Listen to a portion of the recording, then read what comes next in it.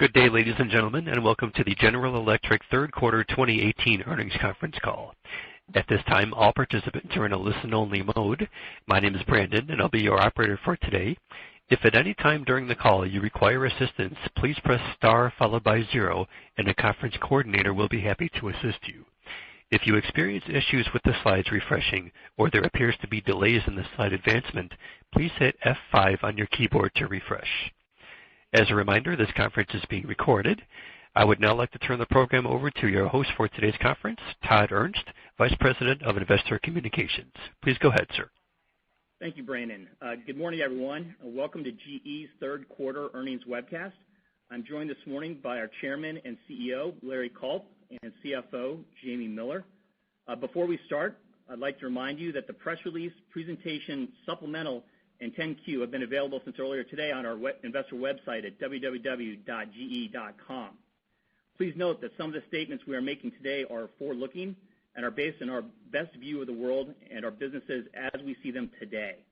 As described in our SEC filing and on our website, those elements can change as the world changes. And now, I'll turn the call over to Larry. Larry? Todd, thanks.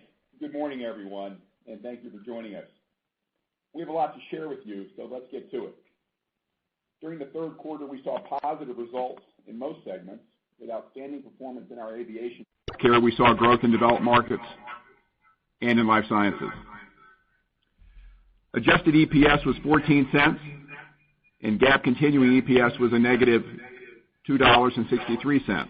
There's been renewed speculation on our future strategic direction. The strategy we announced on June the 26th to create a more focused portfolio that sets up our businesses to win and strengthening our balance sheet is today the right plan going forward. Consistent with this strategy, we are announcing two actions this morning. First, GE plans to reduce its quarterly dividend from 12 cents to 1 cent per share, beginning with the board's next dividend declaration, which is expected to occur in December 2018. This change will allow GE to retain about $3.9 billion of cash per year compared to the prior payout level. Going forward, we will target a dividend payout ratio in line with peers over time. Second, we will take a materially different approach to running our power business. The past 30 days, I've spent a lot of time with Russell Stokes and his team. It has become clear to us that we need to simplify the business structure. Therefore, today we are announcing our intent to reorganize power into two units, both of which will report directly to me. The first is a unified gas life cycle business combining our product and services group, gas power systems, and power services, with the second constituting the portfolio of steam, grid, nuclear, and power conversion. Additionally, we intend to consolidate the power headquarters, gas power systems, and power services teams into the new gas life cycle business, effectively eliminating the power headquarters structure. We have much more to do to improve our performance in power, and we intend to move quickly to enhance our execution agility and improve our cost structure. These actions are a start in bolstering GE for the road ahead. In the last month, I have visited many of our primary business locations. Getting to know this company better from the inside has only strengthened my conviction that GE has considerable strengths. The talent here is real, the technology is special, and the global reach of the GE brand and our relationships are truly impressive. But GE needs to change. Our team knows this. In my old job, we acquired dozens of good but often underperforming businesses, and we always came prepared to convince the acquired teams that they and we needed to drive change. That is not the case here. Our GE team needs no convincing. They really want direction to know how to change. And while I don't have all the answers after 1 month, I do have a few early impressions. We could use a lot more out and a good bit less up around here, meaning we need to focus more on customers and competition and, frankly, less on corporate. We're going to strike a better balance between managing and reporting so that we ensure we're properly focused on the daily operating rhythms which drive our actual financial results well ahead of our reporting cycles. Strong daily management makes reporting a lot easier. First things first. And we need to accelerate our progress on cash generation. Changes to our compensation system and internal reporting this year were a good start, but we need to operationalize real improvements on cash through business processes in every business every day. And with that, let me turn it over to Jamie for a more detailed discussion of the quarter. Thanks, Larry. I'll start with our consolidated quarterly performance.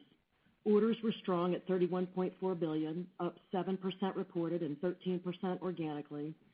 This was driven by equipment orders, which were up 22% organically, and services up 5%. Revenues were down 4%, with industrial revenues down 5%. Organically, industrial revenues increased 1%, driven by renewables, aviation, healthcare, and oil and gas. Industrial profit, which includes corporate, was down 23% reported and 17% organically, driven by declines in power and renewables, partially offset by solid growth in oil and gas, aviation, and transportation. Industrial profit margins were 8.1% in the quarter, down 180 basis points year over year on a reported and organic basis, driven by declines in power and renewables. Year to date, margins were down 50 basis points organically. Net earnings per share was negative $2.62, which includes income from discontinued operations related to GE Capital. Adjusted earnings per share was 14 cents, and I'll walk the GAAP continuing EPS to adjusted EPS on the right-hand side of the page. Starting from GAAP continuing EPS of negative $2.63, we had 1 cent of gains, principally from the sale of value-based care, partially offset by held-for-sale marks in lighting, aviation, and power. We also booked multiple impairments this quarter related to power. The first was Goodwill. As disclosed previously, we had a thin margin between fair value and carrying value for both power generation and grid, and in the third quarter, both businesses failed their Goodwill impairment test, which required us to fair value the assets of the businesses, with any remaining value being allocated to Goodwill. The size of the charge results from the significant value associated with the unrecognized legacy assets, principally our profitable services backlog, long-standing customer relationships, and our gas turbine technology. And the value of these assets essentially squeezed out any remaining room for Goodwill. Based on our best estimate, we booked a charge of $22 billion, $19 billion related to our power gen reporting unit, and $3 billion related to grid. Most of the $22 billion charge is related to the Alstom acquisition, which occurred in the fourth quarter of 2015. We will true this up in the fourth quarter as it gets finalized. Also, the SEC expanded the scope of its ongoing investigation to include the Goodwill charge. The Department of Justice is also investigating this charge, and the other areas that we have previously reported are part of the SEC's investigation. We are cooperating with the SEC and DOJ as they continue their work on these matters. On restructuring and other items, we had 5 cents of charges related to intangibles and long-lived assets in power conversion, where we continue to restructure the business in the face of market challenges. We also incurred 6 cents of restructuring, principally in corporate and power, 2 cents of charges related to BD transactions, and 1 cent for our share of Baker Hughes GE's restructuring. Lastly, the remaining 1 cent related to an unrealized mark associated with our equity investment in Pivotal. Excluding these items, adjusted EPS was 14 cents in the quarter. Moving to cash, adjusted industrial free cash flow was $1.1 billion for the quarter and negative $300 million year to date. Income, depreciation, and amortization totaled $1 billion after adjusting for the $22 billion non-cash Goodwill impairment.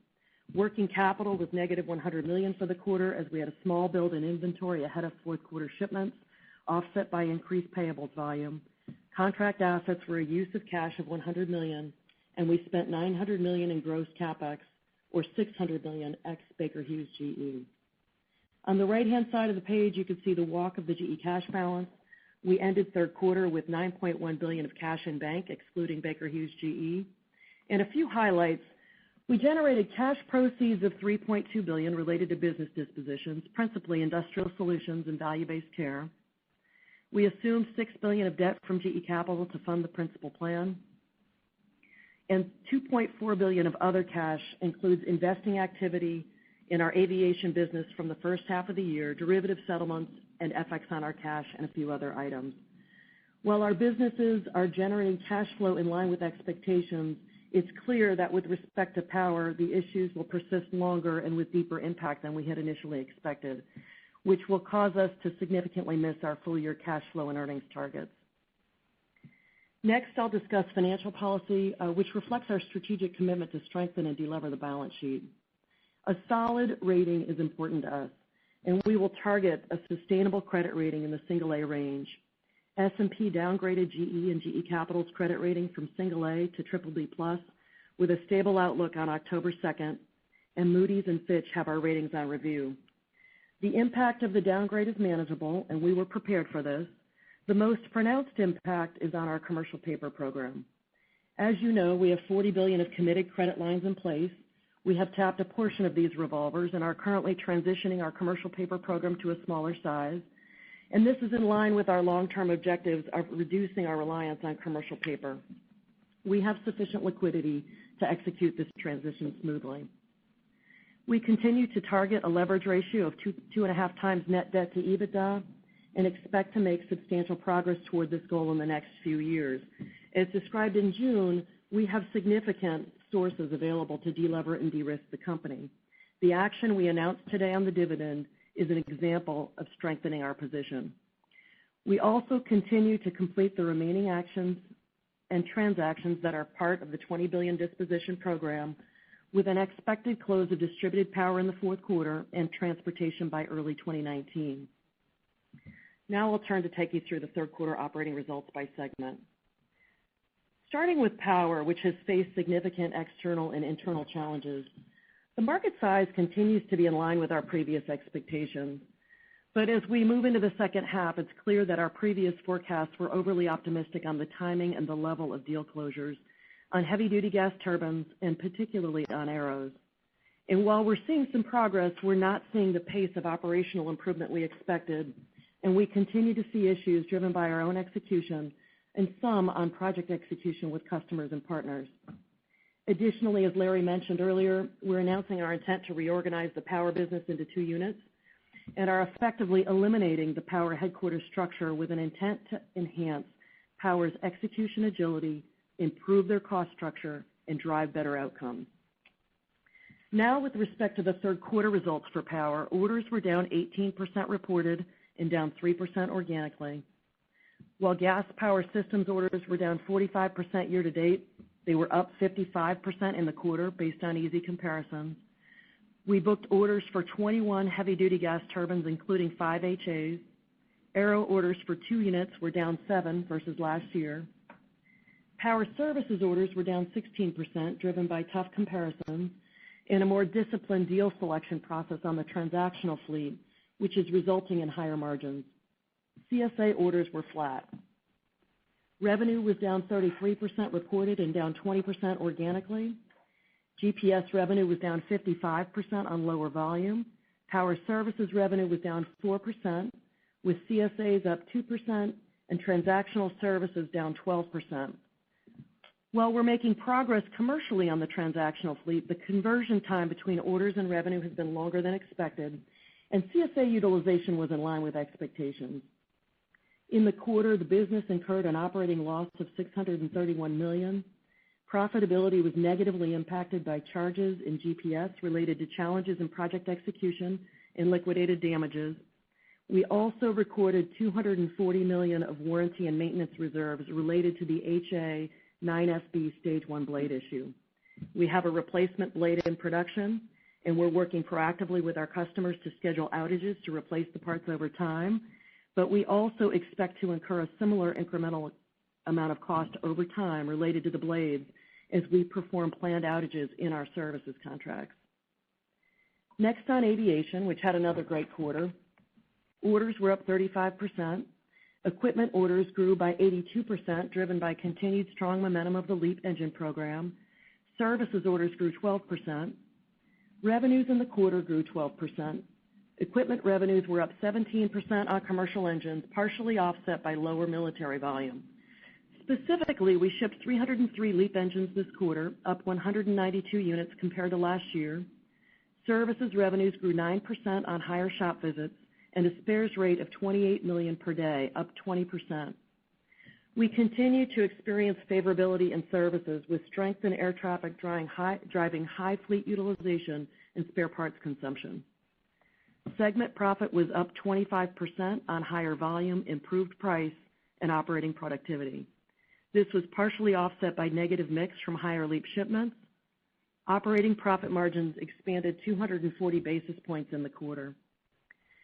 Year to date, we've shipped 739 LEAP engines, and we're roughly 4 weeks behind on production as a result of the delays in material, but we remain committed to delivering 1,100 to 1,200 units. Aviation performance remains on track to deliver 15+% op profit growth for the year. Next on healthcare. Healthcare orders were flat versus last year and up 3% organically. On a product line basis, life sciences orders were up 6% organically, with bioprocess up 9%. Healthcare systems orders were up 2% organically. Geographically, organic orders were up 4% in Europe, driven by successful new product launches across healthcare systems. The U.S. was down 3% due to the non-repeat of a large healthcare systems government order. Emerging market organic orders were up 9%, with China up 13%.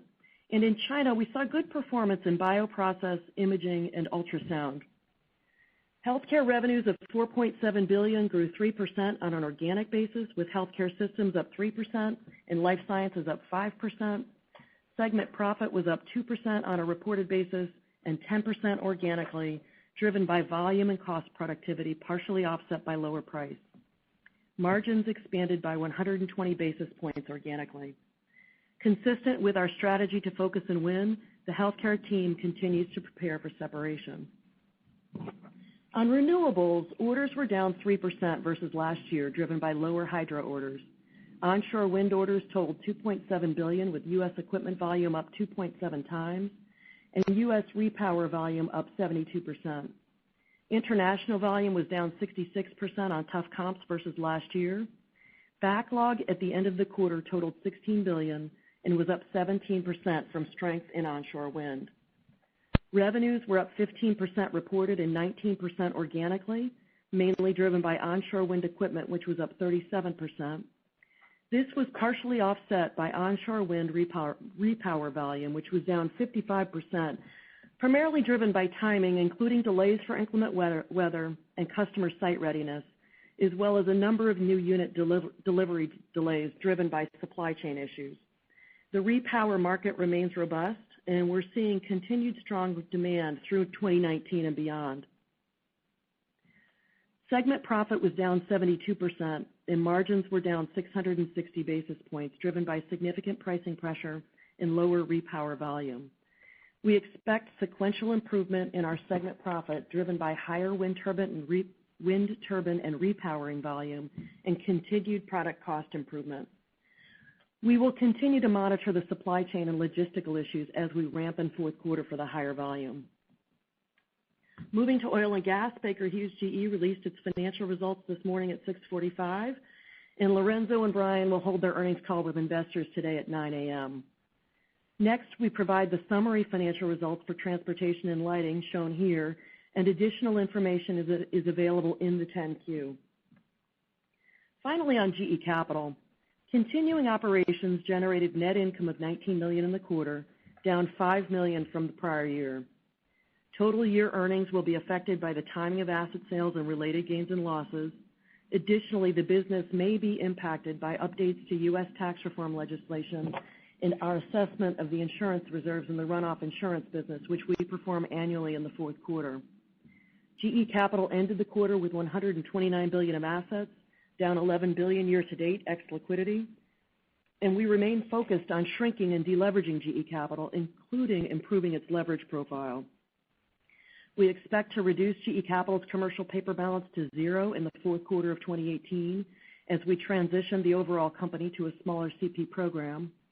And as it relates to capital contributions, we're monitoring tax reform, WMC, and the fourth quarter insurance reserves evaluation, and we continue to evaluate de-risking options for the portfolio. At this point, we're planning at least $3 billion of capital contributions in 2019, and we'll continuously assess the capital adequacy and risk profile of GE Capital. GE Capital's resources are more limited as it shrinks, and GE may need to support GE Capital further if necessary, either to achieve desired capital levels or to execute strategic options around its portfolio. There was a new insurance accounting standard issued in August of 2018. We're evaluating the effect of the standard and anticipate its adoption will materially affect our financial statements when it takes effect in 2021. Now I'll turn it back to Larry. Jamie, thanks. Right now, I'm spending most of my time with the power business, with real help from Jamie and our Vice Chair, David Joyce. We need to establish a realistic outlook there, particularly for the gas business, and drive improvements from there. The moves we've announced today, in addition to the daily, weekly, and monthly operating disciplines we are instilling, will drive transparency and accountability on the path to improved operating performance. When we have our arms around this, we will provide you with our outlook in 2019. As I mentioned earlier, we also intend to maintain a disciplined financial policy and are committed to strengthening and delevering the balance sheet over the next few years. In summary, GE has and will continue to have a strong commitment to all its stakeholders. We are making GE a stronger company, operationally and financially. I'm truly excited to lead this storied company into its next chapter. I've spent my career improving strong franchise businesses and taking them from good to great. We know what to do. Now is the time to execute. Before we go to Q&A, I want to acknowledge the pent-up demand for information that you have on a range of topics. But I've been in this job for all 30 days. I will share with you what I know and can today, but please know that I'll be back to you with more definitive plans and views in the months ahead. In closing, I also want to thank John Flannery for his 30 years of exceptional service to this company. John also made a number of important contributions as CEO. I have the utmost respect for John and wish him nothing but the best going forward. With that, Todd, back to you. Thanks, Larry. Brandon, let's open up the call for questions. Thank you. And ladies and gentlemen, if you wish to ask a question, please press *1 on your telephone keypad. If your question has been answered or you wish to withdraw your question, please press the # sign. And from Vertical Research, we have Jeffrey Sprague. Please go ahead. Thank you. Good morning, everyone. Hey, Jeff. Good morning. Good morning, Jeff. Good morning. Larry, best of luck. Hey, my first question, and I think, it's kind of everyone's question, really is kind of the balance sheet here. And just wondering, as you're sitting there kind of with your fiduciary hat on, looking at a unstable, perhaps global economic environment, certainly relative to what the market's telling us, do you see the need to move more quickly on the balance sheet? Is there something, with these lawsuits or something that tie your hands on moving with the balance sheet? Could you just give us a little bit more color on, how you might move to more quickly kind of lift the cloud and stabilize things here? Jeff, let me take that, and then Jamie probably has some perspectives as well. I think we're mindful of the market environment, but perhaps more mindful of our leverage situation today. So, coming in as a director earlier in the year, that was clear. All the more true today as chairman and CEO. I think what we've tried to do throughout the course of the year is move as briskly but smartly as we possibly can. The dividend move today, to me, fundamentally straightforward, given our desire to preserve that cash to help delever the business. We have a lot of options. We laid these out, I think, in some detail back in June. Certainly the strategy that we talked about relative to de-risking and focusing the portfolio is very much intact today. how we move through those various options, the timing, the pace, the sequencing, something very much on the table to make sure that we tend to the balance sheet as quickly as we can. We don't want to be rushed. We don't want to be rash. But we need to get after this straight away. And I hope today's move on the dividend is evidence of that intent in action. Yeah, and the only other thing I would add, Jeff, you mentioned lawsuits. There really is no consideration around that in terms of something that would be a constraint to that plan. And from J.P. Morgan, we have Steve Tusa. Please go ahead. Hey, Steve, good morning. Hey, good morning, Larry. I guess, you know, as a fresh voice in the room there, you guys kind of addressed the insurance thing. That seems like it's going to be a little bit bigger than expected, but you know, there's been a lot of information coming out on the disclosures from the shareholder lawsuits that, you know, talks about the accounting for LTSAs and contract assets. Several whistleblowers out there talking about, you know, the behavior in the past. I'm wondering in your seat if you've kind of really delved into that and you're comfortable enough there to kind of, you know, unequivocally rule out the need for more capital and specifically the potential for an equity raise. Well, Steve, there are a number of questions there. Let me try to take them in order. Let me state in a straightforward fashion, we have no plans for an equity raise. I think with respect to the service business within Power, this is a good opportunity for us to, frankly, manage this franchise better than we have. I've been encouraged by what I've seen at the operational level.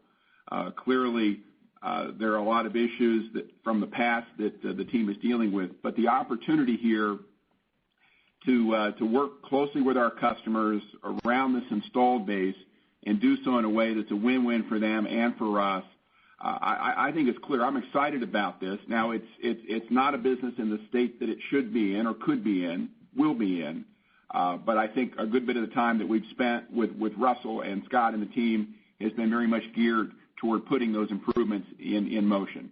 So I think as we exit this year, going to next year, at the operational level, look for continued progress there. And from Melius Research, we have Scott Davis. Please go ahead. Hey, good morning, guys. Hey, Scott, good morning. Welcome, Larry, and good luck to you. It's not going to be an easy job. You got a lot to fix. We wish you the best of luck. I appreciate that, Scott. Better you than me. Anytime you want to join us, let me know, but I'm excited to be here. This is an outstanding company. Right, the people here I think are strong. The technology again is impressive, and in 30 days I've begun to appreciate all the more the reach and the impact this company has around the world. We can do better than where we are today, but this is an important company, and I'm pleased to be on the team. Well, we're glad to have you, but.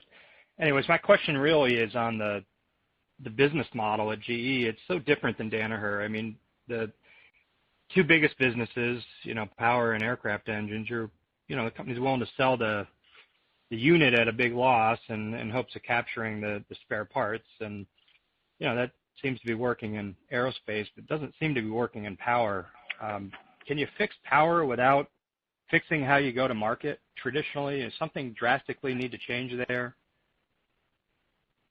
Well, Scott, it's hard to say that we don't need dramatic or drastic change in a business that is performing in the way that power is, right? I mean, in some respects, it's that simple. So in my mind, beyond compliance and quality, everything is on the table at power, and I think Russell and the team would echo that if they were on the call. There's no question that in my prior life, I was really on the periphery of both the power space and aerospace as well, certainly in the heart of healthcare. But I'm of the view that there's a lot that I've done previously that's relevant as I join this team. right? Driven a lot of change. Every time we brought a new company in, we were driving a lot of change. That was effectively the value proposition for our investors, and I think over time we were able to do that. That change really comes as a function of revisiting assumptions, clarifying strategy, putting the right team together, driving operations day in, day out, and clearly deploying capital in and around that business as appropriate. But at a more fundamental level, Scott, it's really about expectations, right? It's about making sure that problems are surfaced and solved and managing in a substantive, not superficial way.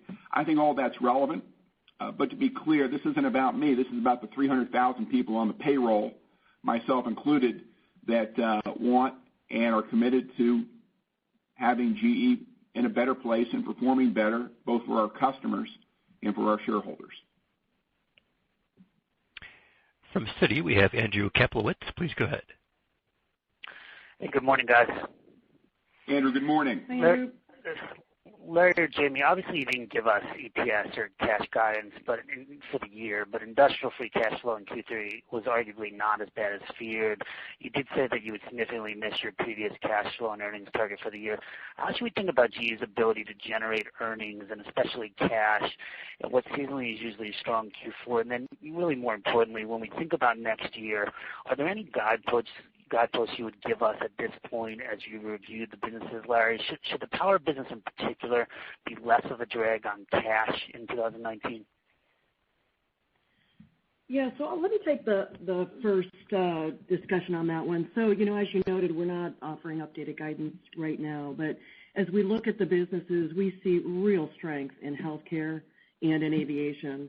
And in power, we just are seeing continued impacts from the lower market penetration I talked about, deal closure delays and uncertainties, and just other operational and project execution issues. And we do see those, continuing into 19.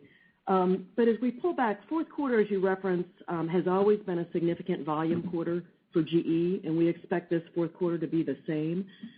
Again, with strong volume in units at aviation, healthcare, renewables, and at power.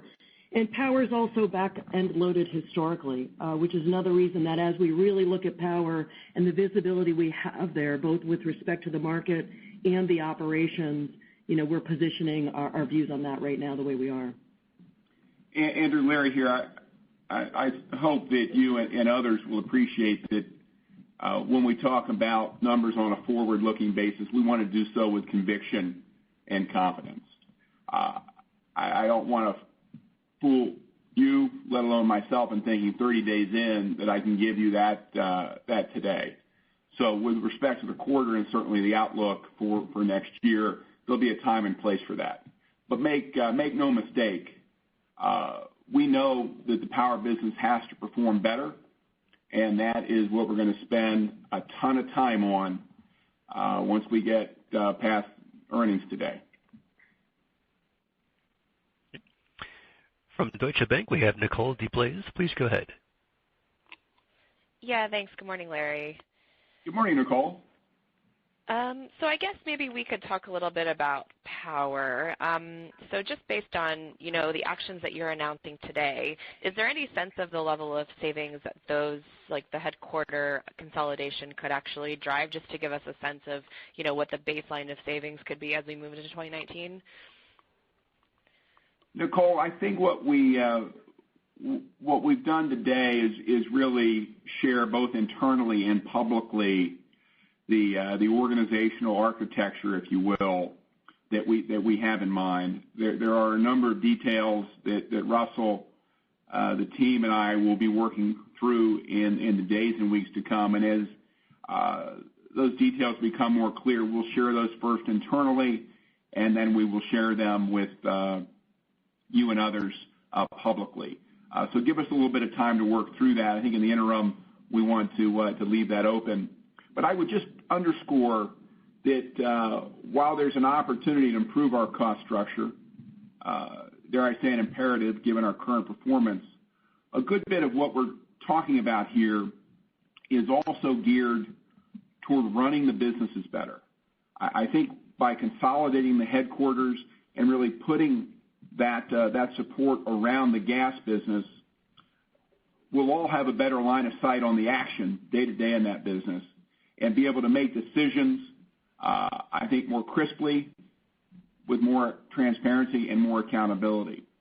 Having the rest of that portfolio, the power portfolio, coming in directly as well through a different path will give us an opportunity to see those P&Ls clearly without any noise and work business by business to drive improvements there. And I think that's a better way for us to operate. We can come together and do things together that make sense, but we're going to make sure that we're maximizing and optimizing those individual businesses first. From Barclays, we have Julian Mitchell. Please go ahead. Hi, good morning. Good morning, Julian. Good morning, Julian. Morning. Maybe just my question would be around GE Capital. Jamie, you had talked about sort of more work to be done looking at the liabilities relating to tax, WMC, insurance, and so on. Obviously, that will set alarm bells ringing given the scale of miscalculations at things like insurance and so forth. So maybe just give us an update on how sizable you think some of these liabilities might be. Is there a risk that they do end up similar to the scale of the insurance adjustment earlier in the year? And also related to that, I didn't see, maybe I missed it, but I didn't see any reiteration of that $25 billion capital asset sale plan by the end of 2019. So I just wondered if you could give an update on the pace of those asset exits at Capital. Sure. So with respect to the first piece, at this point we see at least $3 billion of capital contributions into GE Capital, as I mentioned. We continue to shrink GE Capital, and we still are on our plan for $25 billion of asset reductions. To date, we've seen asset reductions via sale of about $7 billion. You saw $11 billion down on the balance sheet. A lot of that is just seasonal timing and some other shifting. And we do expect to see another big tranche be sold in the fourth quarter, so well on track there. And then with respect to the other elements we're monitoring, it's a little bit of a moving target. I mean, we monitor tax reform. We got some interpretations we expect to either be cleared up or sent out in the fourth quarter. That could cause some tax adjustments in the fourth quarter for GE Capital. WMC is something we continue to monitor. And then, our annual fourth quarter insurance evaluation as well. With respect to that, we just reset that last year, as you mentioned, and interest rates are up more than planned, which is helpful, but it's a process we go through, and it's something we're monitoring. And I'd say when I look out in 19, 20, and beyond, GE Capital's resources are just more limited as it shrinks. So GE may need to support GE Capital further if necessary. And when we think about either achieving desired capital levels, de-risking debt maturities, those are the kinds of things we're thinking about. But right now, as we look at 19, we see the three things I mentioned as the monitoring points. Thanks, Julian. From Wolfe Research, we have Nigel Coe. Please go ahead. Thanks. Good morning, guys. Morning, Nigel. Hey, Larry. So you mentioned, obviously, the portfolio plan laid out in June remains the base case. And that portfolio plan is key levers in delivering and de-risking the balance sheet. Can you just give us an update on the timing and the moving pieces for Baker Hughes and GE Healthcare? That's the first part of my question. And the second part would be, you've obviously spent most of your time so far with power. Obviously, power results this quarter were less than, obviously well below what we expected. Can you maybe just quantify what those one-time items were hitting the P&L this quarter, and how you see the path of cost reduction, in power progressing? Thank you. Sure. Nigel, I would say with respect to the strategy again, what we're reinforcing today is the framework, the strategic framework that we highlighted in June with respect to de-risking and delevering the balance sheet and really setting the businesses up to win, and in some cases, businesses in an independent form. You mentioned healthcare. We talked about that back in the summertime. Today, I don't think we really have much to say relative to Baker Hughes. They've got their earnings call here shortly. I think what we can say is that our intent as expressed in June holds, and that you should expect us in an orderly fashion over several years to implement that objective. I think with respect to healthcare, we're still of the view that healthcare operating in an independent form is probably what is best for that business and that team. Might the timing and sequencing there change relative to some other things that we're working on? Too early to tell, but it's certainly something that Karen and I have been talking about. Yeah, and I'll jump in here on power. You asked about the negative op profit in the quarter and some of the different charges. So I talked through earlier the goodwill and the power conversion intangibles. Focusing on power operations, in the quarter we had $240 million of charges on the blade issue with respect to warranty and maintenance reserves. We saw about $400 million of project reserves and other execution issues, and about $150 million of just some other execution issues. We saw lower volume in the quarter, and if you really put that back together, power probably came in about as expected operationally, with the exception of these charges that are incrementally flowing through. From RBC Capital Markets, we have Deane Dray. Please go ahead. Thank you. Good morning, everyone. Hey, Dean. Good morning. Good morning, Dean. Hey, covered a lot of territory so far, and maybe some broad brush questions for you, Larry. Maybe first would be, what do you think are the 30 days in, the biggest misperceptions that people on the outside have right now about GE? And then related is, you're coming in from the outside and you're basically on unfamiliar ground. You're surrounded by senior managers who didn't grow up with DBS, don't know the playbook. How were you set with building out your team, basically your inner circle of advisors? Sure. Well, let me take those. Let me take those in order. Biggest misperceptions, Dean. There are a lot of people around GE that know the company far better than I do. Right. In this role for 30 days, on the board for less than a year, I won't claim any special expertise. But again, I think as you get into the business, I have been truly impressed with the talented people I've met really around the world. This team's been through a lot the last several years. The company perhaps doesn't enjoy the reputation in certain quarters that it once did. But the people here are committed to embracing that reality and changing it. And I take a lot of comfort and strength from that. Frankly, I'm not sure when my board colleagues came to me that I would have stepped into this role hadn't I been out on the road over the course of the summer, visiting our business and our team in China, getting the opportunity to walk a couple of plants in power, getting out with David Joyce and the aviation team, and really seeing the strengths of GE that go a bit perhaps underappreciated today. And I don't want that to sound like I'm sugarcoating our reality. This is not a quarter that we're particularly proud of, but that said, aviation knocked the cover off the ball. And healthcare wasn't too far behind, transportation in a good place. We really like what we're going to do strategically there with the merger. So there are good things going on here. That doesn't necessarily take away from today's headlines, but there are things we can do to build on this team, these assets, these strengths, and that's what we're going to do. With respect to the team, Dean, you and I both know we share a passion for the local ball club here.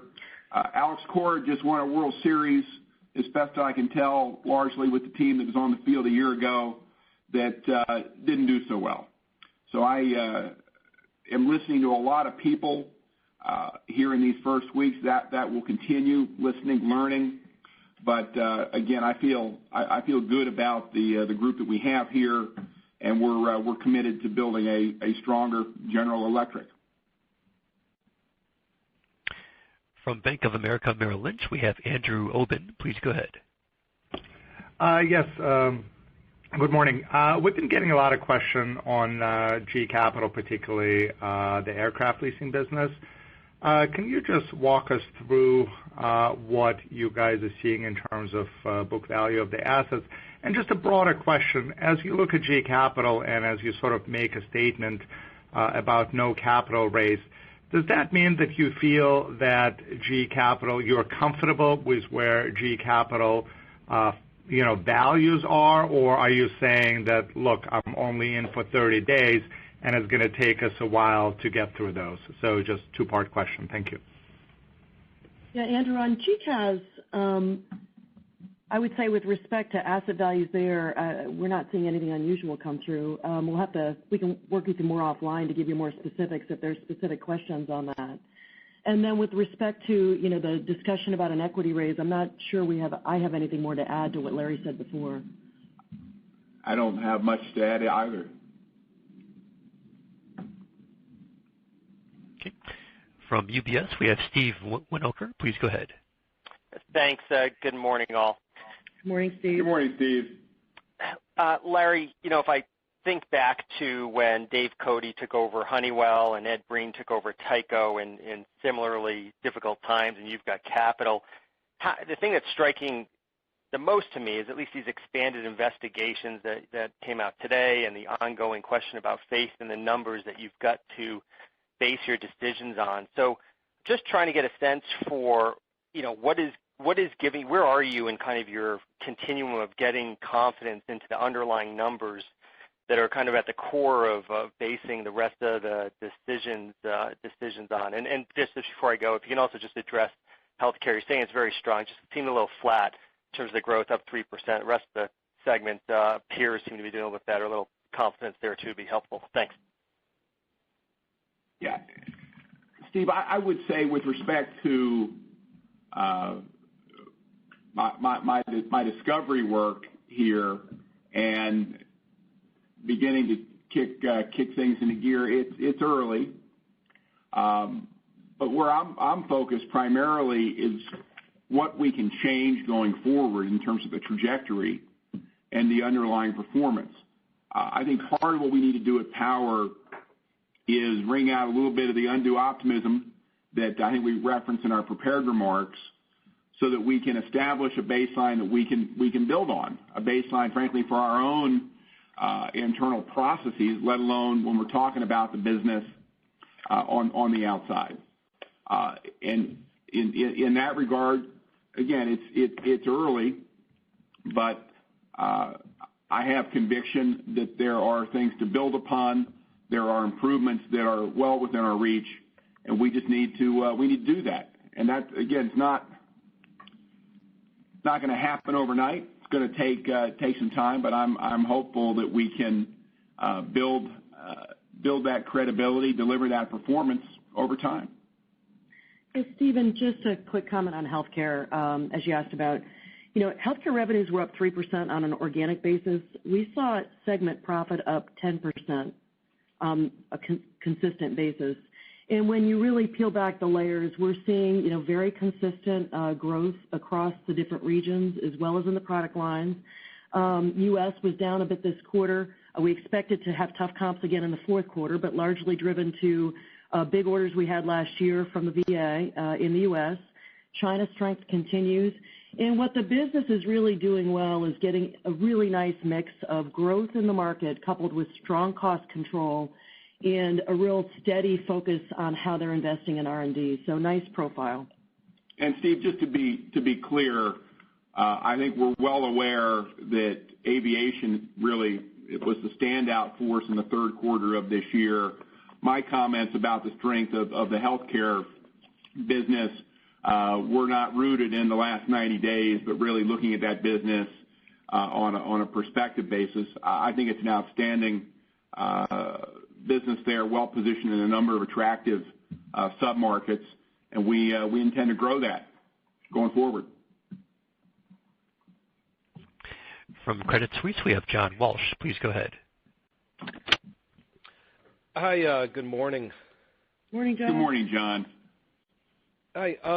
So I wanted to actually talk about aviation because that was, clearly a source of strength in the quarter, and you reiterated your view of, 15% plus on the OP line there. So that does imply sequentially that the margins are lighter. Obviously there's the LEAP ramp, or there's higher LEAP in Q4. But as we think about that longer term, because it will be a big driver of the future GE, do you still believe that the construct of holding the margins, while you ramp LEAP is the right way to think about that business, or, has anything changed there?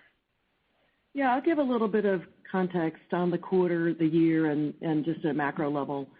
In the quarter, we just continue to see real underlying strength in the business. Global passenger travel up 6.8% year to date. Passenger load factors at all-time high, which just means our engines are just flying more, which means we bill more hours under services contracts, we consume more parts as they go in for maintenance. We are seeing negative mix as the LEAP volume ramps. This has been partially offset by nice improvement in LEAP product cost. And at services, like I mentioned, just a very strong spares rate and just strong spare part consumption on our T&M contracts. Peeling back and looking forward, we do see CFM coming down, but it's more than offset by military being stronger, the LEAP cost curve really coming down over the next few years, and the services strength continuing. We expect to see continued healthy growth there, particularly as CFM, continues to work its way through the services cycle.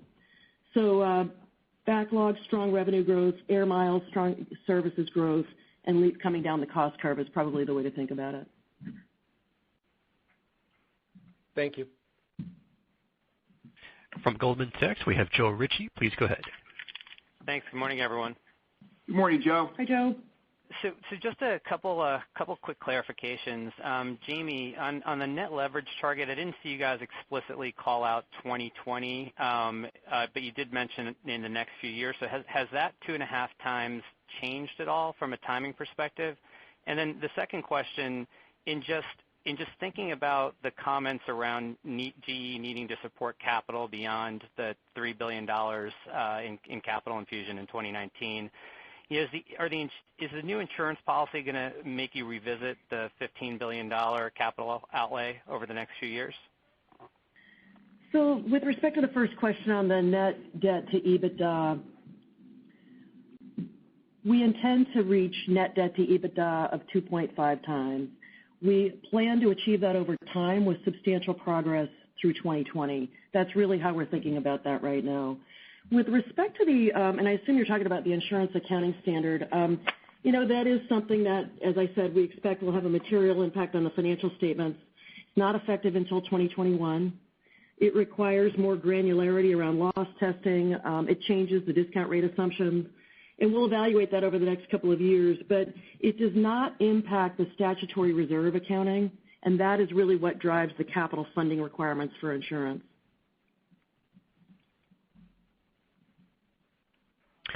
From Gordon Haskett, we have John Inch. Please go ahead. Thank you. Morning, everybody. Hey, John. Good morning. Hi, guys. Jamie, what was the capital stranded debt at the end of the third quarter? And as a follow-up, what would you say are what's the actual free cash of the businesses that we've committed to selling to try and discern what could be some sort of a normalized cash rate, say once working capital and restructuring balance? So I guess there's rail, ambulance, distributed power, industrial solutions. Is there any way to put that into a context? Yeah, we've said before that the free cash flow of the businesses that we're selling is a little over $1 billion, about $1.2 billion in free cash flow. So that's some sizing there. And with respect to excess debt, paydowns in 2018 will be $7 billion. 2019, we expect that to be about $9 billion. And then we've got long-term debt maturities in 2020 in GE Capital of 16. And it's really a question there of issuances that might offset that. So that might give you a little bit of sizing there.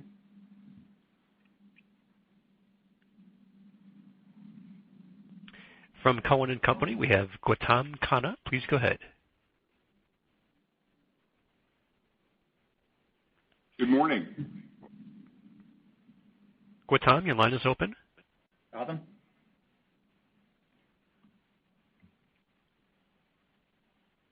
We'll take the next question from Oppenheimer. We have Christopher Glynn. Please go ahead.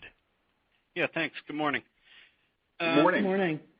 Yeah, just wondering, as you look at GE Capital overall and the GCAS asset, curious if you see net positive value of the GE Capital balance sheet and earnings power here, and if we should think of potentially selling GCAS as like a silver bullet to shore up what may come with the accounting standard change in insurance, and if you will not wait until 2021 to answer that rather than leave it as an overhang.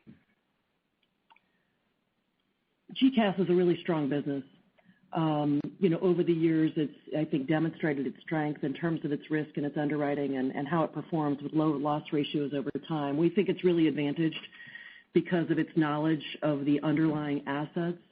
And, due to that, we receive inbounds on this business all the time. We think it's a valuable franchise. We have not, made any decisions or have plans right now to do anything with GCAS, but certainly that's something as we think about the timing and the pace of execution on our overall plan, that is something we could think about. And our last question comes from Justin Bergner with Gabelli & Company. Please go ahead. Oh, good morning, everyone. Good morning. Good morning. Are there other plans on the asset sales side within industrial? There have been some sort of, news reports about potential, asset sales beyond the sort of ones already announced. We've got our $20 billion disposition plan in motion. We've executed a number of those already this year. Distributed power, as I mentioned, is on track to be sold in the fourth quarter. Transportation's on track for the first quarter. We do have a few aviation businesses and curtain lighting that we're still, well underway in those processes, so those will likely come through as well. Beyond that, I think it really gets back to Larry's comments on Baker Hughes and healthcare. And, a planned orderly separation over time with Baker Hughes and, over time a separation of healthcare as well. Thank you. We will now turn it back to Todd Ernst for closing remarks. Okay. Thanks, Brandon. Thanks, everyone, for joining us today. The replay of today's call will be available this afternoon on our investor website. Great day. Thank you. Ladies and gentlemen, this concludes today's conference. Thank you for joining. You may now disconnect. Speakers, please stand by for your post-conference.